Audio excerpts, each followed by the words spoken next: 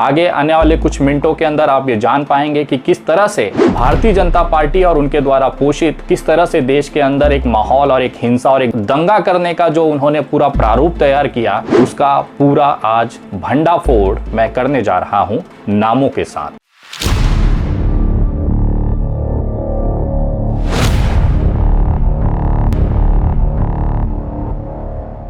नमस्कार दोस्तों, मैं विनय दुबे मुंबई से। मेरी पिछली वीडियो में मैंने आपको उत्तराखंड के पुरोला में हुई घटना के बारे में विस्तार से विश्लेषण किया था। आज एक बार फिर उसी मामले पर वीडियो लेकर आया हूं, जिसमें नाम के साथ आपको मैं बताने जा रहा हूं कि आखिर किन लोगों ने यह षड्यंत्र रचा था, इनका क्या भूमिका इस आंदोलन में रही है और इस आंदोलन के नाम पर किस तरह से देश के अंदर नफरत फैलाकर हिंसा को बढ़ाने का कोशिश किया गया। उन तमाम नामों के साथ एक बड़ा सनसनीखेज खुलासा इस वीडियो में मैं करने जा रहा हूं। आगे आने वाले कुछ मिनटों के अंदर आप ये जान पाएंगे कि किस तरह से भारतीय जनता पार्टी और उनके द्वारा पोषित हिंदूवादी संगठन किसी लाश को नोचने के लिए जिस तरह से गिद्ध बैठे होते हैं, उसी तरह एक साधारण से मामले को लेकर किस तरह से देश के अंदर एक माहौल और एक हिंसा और एक दंगा करने का जो उन्होंने पूरा प्रारूप तैयार किया, उसका पूरा आज भंडाफोड़ मैं करने जा रहा हूं नामों के साथ। लेकिन उससे पहले आपको इस घटना की, इस पूरे आंदोलन की, इस पूरे हिंसा की आपको पृष्ठभूमि जाननी बहुत जरूरी है। मामला है एक 14 साल के नाबालिग हिंदू बच्ची का।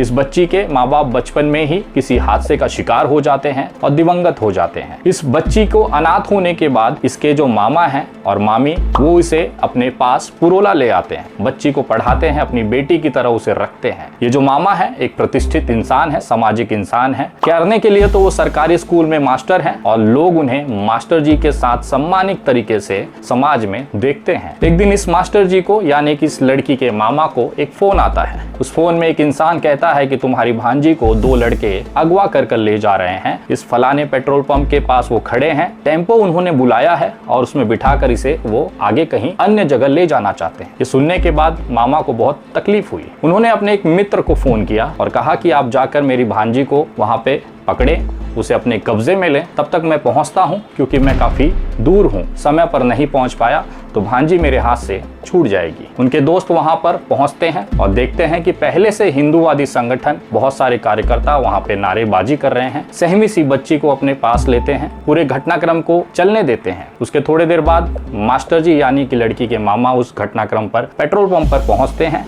और लड़की से पूछते हैं कि तुम्हारे साथ क्या हुआ, मुझे बताओ। लड़की जब उन्हें कहती है कि जितेंद्र सैनी और उबैद खान, ये 2 लड़के मुझे यहाँ पर ले आए थे और कहीं ले जाने के लिए कोशिश कर रहे थे। जब ये 2 नाम वो सुनते हैं तो वो सन्न हो जाते हैं, क्योंकि मास्टर जी और उबैद खान की पहचान पहले से है। घटनाक्रम से केवल 200 मीटर दूरी पर उबैद खान और जितेंद्र सैनी की एक दुकान है। मास्टर जी अपनी बिटिया को लेकर, यानी उस भांजी को लेकर उस दुकान पे पहुंचते हैं और पूछते हैं कि आखिर तुमने ऐसा क्यों किया। वो दोनों लड़के कम उम्र के हैं। अपनी अकड़ में वो कहते हैं कि जो करना है आप कर लीजिए, मैं कुछ नहीं बताऊंगा। उसके बाद मास्टर जी कहते हैं कि माफी मांग लो वरना अंजाम बुरा होगा। उसके बाद भी वो लड़कों की अकड़ पूरी नहीं होती, वो वहां पर उसी तरीके से रिएक्ट करते हैं। यहीं से एक नया मसला शुरू होता है। हिंदूवादी संगठनों को लगता है कि नाम में आरोपी जो है अपहरण करने वाला, उसमें एक मुसलमान है। यही सोने पे सुहागा है। जिस तरह से एक लाश के ऊपर मंडराते हुए गिद्ध खुश हो जाते हैं, उसी तरह इस घटना को लेकर बहुत सारे जो हिंदूवादी संगठन के गिद्ध थे, उनके चेहरे पर एक अजीब सी मुस्कान आ जाती है। उन्हें लगता है कि नेता बनने का इससे अच्छा मौका हो ही नहीं सकता। इसी में कुछ ऐसे भी जिंदगी में हारे हुए पत्रकार हैं, जिनके एक वेब पोर्टल है जो कभी सक्सेस नहीं हो पाया। उन्हें लगा कि अगर इस खबर को मिर्च मसाला के साथ दुनिया के सामने पेश किया जाए तो शायद मेरा जो न्यूज पोर्टल है वो चल जाएगा। सिर्फ एक छोटी सी लालच कि मेरा न्यूज पोर्टल नहीं चल रहा है, इसी को आगे बढ़ाने के लिए इस घटना को मिर्च मसाला के साथ लव जिहाद का एंगल दिया गया। और ये जो पौरुष वाला काम किया है, ये जो बहुत ही बड़ी वीरता वाला काम किया है कि जो घटना हुई ही नहीं थी, उस घटना को दिखाने के लिए केवल अपना न्यूज वेब पोर्टल चलाने के लिए अनिल नाम का एक पत्रकार इस गिद्ध की तरह लाश नोचने लग जाता है। वो अपने न्यूज पोर्टल पर खबर चलाता है कि पुरोला में भी लव जिहाद का मामला शुरू हुआ। वो लड़की के मामा से संपर्क करता है और एक अपने हाथ से लिखा हुआ पत्र उन्हें देता है और कहता है कि यही पत्र आप साइन कर नज़दीकी पुलिस स्टेशन में दे दीजिए। जब वो पत्र पढ़ते हैं तो उन्हें समझ में आता है कि ये जो गिद्ध हैं ये लाश नोचकर पुरोला और उत्तरकाशी की हवा खराब करना चाहते हैं। मामा जी यानी कि मास्टर जी पढ़े लिखे इंसान हैं, समाज में हर तरीके के तबके के साथ उनका उठना बैठता है। उन्होंने इस पत्र पर आपत्ति जगाई। आप वो पत्र देखना चाहते हैं कि किस तरह से एक पत्रकार केवल अपना न्यूज़ पोर्टल संभालने के लिए इस देश जलाने के लिए भी निकल पड़ा था। आपके स्क्रीन पर ये 2 पत्र दिख रहे हैं। जिस पत्र पर उंगलियों के निशान नहीं दिख रहे हैं वो पत्र लिखने वाला वही गिद्ध इंसान यानी कि वो स्थानिक पत्रकार अनिल है। इसमें जो लिखा है वो आप पढ़ सकते हैं। इसके बगल में जो उंगली रखा हुआ पत्र है वो लड़की के मामा का है। इन दोनों पत्रों में फासला और अंतर केवल इतना है कि पत्रकार ने इस मामले को लव जिहाद और लड़की को वेश्यावृत्ति के मामले में ढकेलने वाला बताकर केवल उबैद खान का नाम दर्ज करने की बात की, जबकि लड़की के मामा वाले पत्र यानी जो उंगली दिख रही पत्र है उसमें लड़की के मामा ने ये कहा है कि उबैद खान और जितेंद्र सैनी ये दोनों के ऊपर मामला दर्ज किया जाए। जब ये पत्र मामा जी रिजेक्ट कर देते हैं तब ये हार मान जाते हैं। ये सारा घटनाक्रम उस दिन होता है जिस दिन ये लड़की को अपहरण किया जाता है। शाम तक ये सोशल मीडिया पर वायरल होने लगता है और तमाम पूरे देश से इस घटना का विरोध शुरू हो जाता है। पुलिस सक्रिय होती है और इस मामले में FIR दर्ज कर लेती है। मामा जी उबैद खान और जितेंद्र सैनी को जानते थे। वो नहीं चाहते थे कम उम्र के लड़कों को जेल, हवालात और कोर्ट की कचहरी का चक्कर लगाया जाए। उनका दिल पछीसता है क्योंकि मानवता रखने वाले वो इंसान थे। वो जानते थे कि युवा जोश में उनके साथ जो गलती हुई है उसका इतनी बड़ी खामियाजा नहीं भुगतना है कि इनका भविष्य खराब हो। वो नजदीकी पुरोला थाना के SHO को फोन करते हैं। चौहान साहब जो कि SHO हैं वो फोन उठाते हैं और कहते हैं कि बताएं मास्टर जी। मास्टर जी कहते हैं कि वो जो मेरी भांजी के अपहरण का मामला है कृपया उसमें FIR न दर्ज की जाए। कुछ लोग माहौल ख़राब करना चाहते हैं। अगर FIR दर्ज हो गई तो इस मामले को वो किसी अन्य एंगल में ले जाकर मेरे उत्तराखंड को वो जला देंगे। हमने बार बार उनसे संपर्क करने की कोशिश की। मामा जी इतने प्रताड़ित हो गए कि उन्होंने अपना मोबाइल फ़ोन बंद कर एक दूसरे नए बने हुए घर के एक कमरे के अंदर अपने आप को बंद कर दिया। लड़की को अपने पास सुरक्षित रखा और किसी भी हिंदूवादी संगठनों के साथ वो नहीं खड़े हुए। लगातार हिंदूवादी संगठनों का यह प्रयास था कि किसी भी तरीके से पीड़िता के मामा को आंदोलन में ले आया जाए ताकि इस आंदोलन को और ज़्यादा मजबूती मिले, लेकिन उनका ये प्रयास उनके मामा जो थे, पीड़िता के जो मामा थे, वो लगातार खारिज करते जा रहे थे। इसी बीच में हिंदूवादी संगठनों को लगा कि पीड़ित परिवारों को अगर हम न फोकस करके केवल लव जिहाद और मुसलमानों को भगाने के लिए ही हम अपने आंदोलन को केंद्रित करें उतना ही हमारे लिए काफ़ी है, क्योंकि इस आंदोलन से बहुत सारे ऐसे नेता पैदा होंगे जो कल विधायक और सांसद होंगे। इसी के बहाने हम मुसलमानों पर हमला भी कर सकते हैं, मुसलमानों को वहाँ से खदेड़ा भी जा सकता है। ये सारी जो रणनीति बन रही थी वो कुछ लोगों के साथ में बन रही थी। उन लोगों के जो नाम हैं वो सुनकर आप दंग हो जाएंगे। इसमें पुरोला व्यापार मंडल के अध्यक्ष ब्रुजमोहन चौहान जो कि भारतीय जनता पार्टी के नेता हैं, पुरोला व्यापार मंडल के ही उपाध्यक्ष हैं दीपक नौटियाल, ये भी भारतीय जनता पार्टी के नेता हैं। इसके साथ में विश्व हिंदू परिषद के कार्यकारी अध्यक्ष वीरेंद्र सिंह रावत, ये भी इस बैठक और षड्यंत्र का हिस्सा होते हैं। इसके साथ भारतीय जनता पार्टी के महामंत्री पवन नौटियाल, ये भी इस षड्यंत्र का हिस्सा रहे हैं। और आखिर में भारतीय जनता पार्टी युवा मोर्चा के मंडल महामंत्री दिवाकर उनियाल, इन तमाम लोगों ने मिलकर इस पूरे उत्तराखंड को गरमाकर इसे कलंकित करने का काम किया है। मामला यही नहीं रुकता, यहाँ से शुरू होता है हिंदूवादी संगठनों का उस कांड के ऊपर तांडव जो हुआ ही नहीं है। पत्रकार महोदय अनिल को अपने वेब पोर्टल का व्यू और वायरल चाहिए था, जिसके लिए इन्होंने शुरुआती दौर के एक अपहरण के मामले को, जिसमें पीड़िता का परिवार नहीं चाहता था कि पुलिस के पास मामला जाए, FIR दर्ज हो, उस मामले को भी लव जिहादी दिखाकर मुसलमानों को टारगेट करने का कोशिश किया गया। उसके बाद जो भारतीय जनता पार्टी का व्यापार मंडल है, ब्रुजभूषण चौहान जो अध्यक्ष रहे हैं, उन्होंने तुरंत मुसलमानों का बहिष्कार घोषित कर दिया। इनके बनाए हुए व्हाट्सएप ग्रुप में मुसलमान व्यापारियों को एग्जिट करा दिया गया और लोगों को ये कहा गया कि अब मुसलमानों को यहाँ से भगाना होगा। इसी में सभी लोगों ने अपनी रोटियां सेकी। कुछ प्रधान संघ के अध्यक्षों को लगा कि यार ये तो बहुत गरमाया हुआ ट्रेंडिंग मामला है, चलिए हम भी इसी लाश पर अपनी रोटियां सेकते हैं, वो कैसे पीछे रहेंगे। उन्होंने मीडिया की प्रेस कॉन्फ्रेंस की। ग्राम प्रधान संगठन के अध्यक्ष हैं अंकित सिंह रावत, उनका एक पत्र सोशल मीडिया पर वायरल हुआ। आपके स्क्रीन पे ये जो पत्र दिख रहा है, ये ग्राम पंचायत संगठन के पुरोला के जिला उत्तरकाशी के अध्यक्ष हैं। इसमें उन्होंने लिखा कि समस्त ग्राम प्रधानों को नमस्कार। आप सभी लोगों से निवेदन है कि पुरोला में वर्तमान समय में जो घटनाएं बाहरी यानी कि मुस्लिम समुदाय के लोगों द्वारा की जा रही है, इन घटनाओं को रोकने के लिए प्रधान संगठन पुरोला की ओर से कल यानी 29 मई 2023 को एक विशाल रैली तथा पुरोला बाजार बंद किया जाना है। प्रधान संगठन पुरोला, प्रधान संघ नौगांव तथा प्रधान संगठन मोरी से भी इस विशाल रैली में आने तथा सहयोग करने की अपेक्षा है, ताकि हम लोग इन बाहरी लोग यानी मुसलमानों से अपनी संस्कृति और समाज को बचा सकें। ये वो पत्र है जिसमें प्रधान संगठनों ने भी इस पूरी घटना में अपनी रोटी सेकने का काम किया। अगले दिन यानी कि 29 मई को पुरोला में क्या हुआ तमाम सोशल मीडिया पर आप लोगों ने देखा। एक गुस्साई भीड़, एक भारतीय जनता पार्टी और हिंदूवादी संगठनों की कार्यकर्ताओं की एक भीड़ उस घटना के लिए आंदोलन कर रही थी जो हुआ ही नहीं, जिसमें उनका पीड़ित परिवार का कोई सहमति ही नहीं था, लेकिन केवल मुसलमानों से नफरत थी।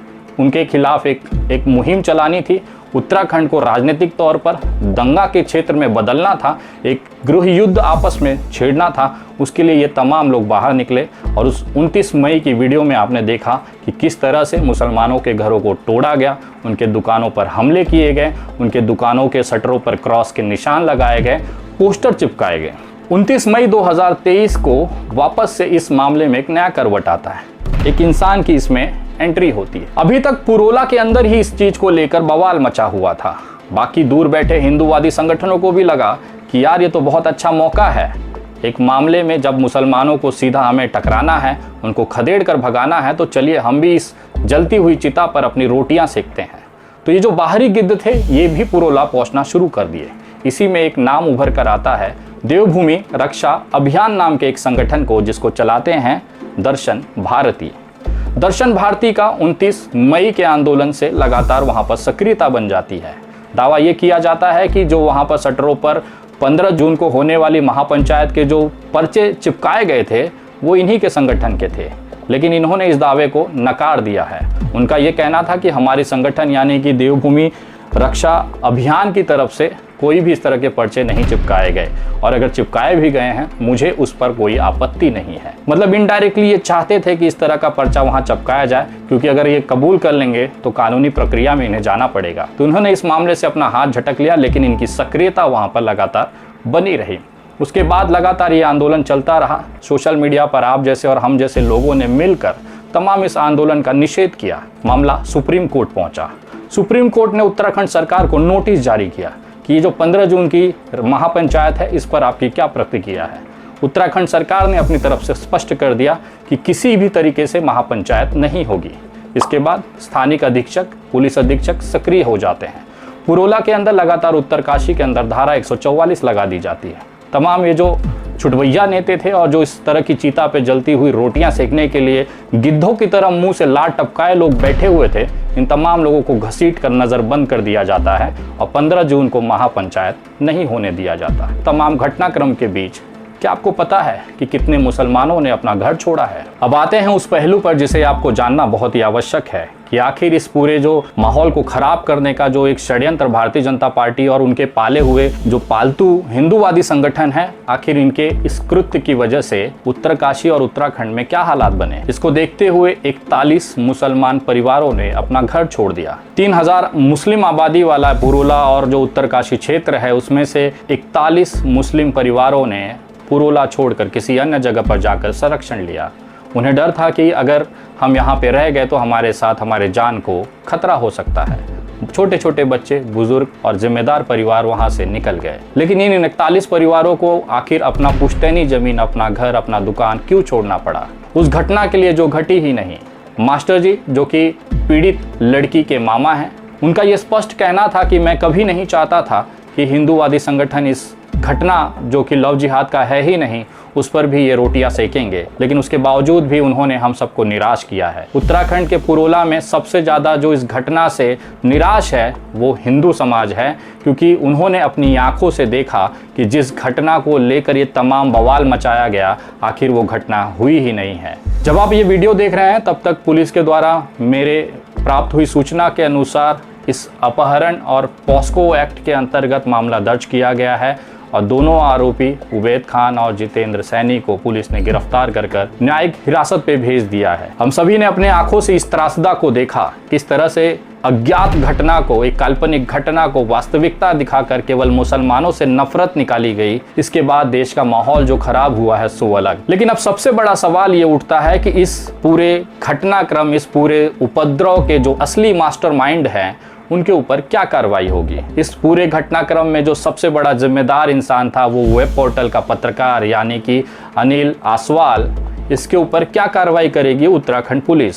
इसके साथ व्यापार प्रकोष्ठ मंडल के ब्रजभूषण चौहान, उपाध्यक्ष दीपक नौटियाल, विश्व हिंदू परिषद के कार्यकारी अध्यक्ष वीरेंद्र सिंह रावत, भाजपा के महामंत्री पवन नौटियाल और भाजपा युवा मोर्चा के मंडल महामंत्री दिवाकर उनियाल, ये लोगों पर आखिर क्या कार्रवाई उत्तराखंड पुलिस करेगी, अब ये देखना दिलचस्प होगा। मुझे उत्तराखंड पुलिस से कोई उम्मीद ही नहीं है इन लोगों के ऊपर कार्रवाई करने के लिए। जिस घटना को पुरोना के पुलिस स्टेशन के एसएचओ ने भी नकारा है कि लव जिहाद जैसी कोई बात ही नहीं हुई है, उन्होंने लड़की और दोनों लड़कों के कॉल रिकॉर्डिंग्स निकाले गए, उन तीनों का आपस में कोई बातचीत ही नहीं है, तो लव जिहाद का मामला बनता ही नहीं है।